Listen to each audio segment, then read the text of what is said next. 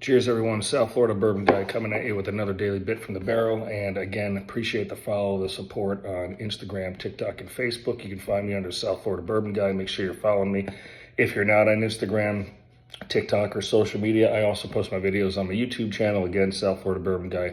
Really appreciate the love and the support out there. So what am I talking about today?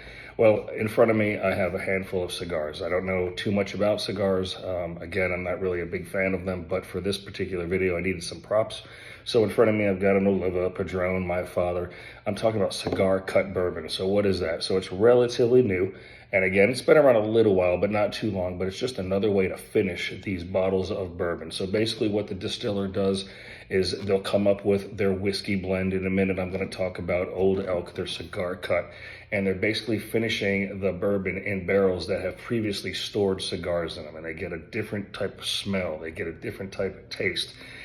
Just from looking at some of the research out there, you know, the nose and the palate are kind of coddled in raisins, toffee, grilled corn, honey, almonds, sweeteners, baking spices. There's a whole wider range of palate.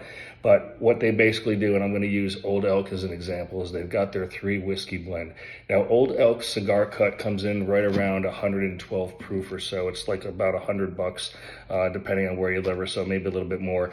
Finished in, you know, a 6-year barrels and a combination of anywhere from 2 years to 6 years. So what they do is they take their Old Elk straight, basically their Old Elk high malt straight bourbon that's been finished in port wine casks and sherry casks. They mix that, they blend that with their straight rye that's been sitting another 8-month cask or so, and then they take that and they blend that together with their wheat whiskey, which is now another 6 months or so. So you've got a mixture of blends, different types of whiskeys, different types of recipes. They put all that together, and the distiller kind of comes up with this cigar cut. They take that blended bourbon, after they finish it in a new American oak charred barrel, they then do a secondary finishing in these cigar barrels, hence the cigar cut.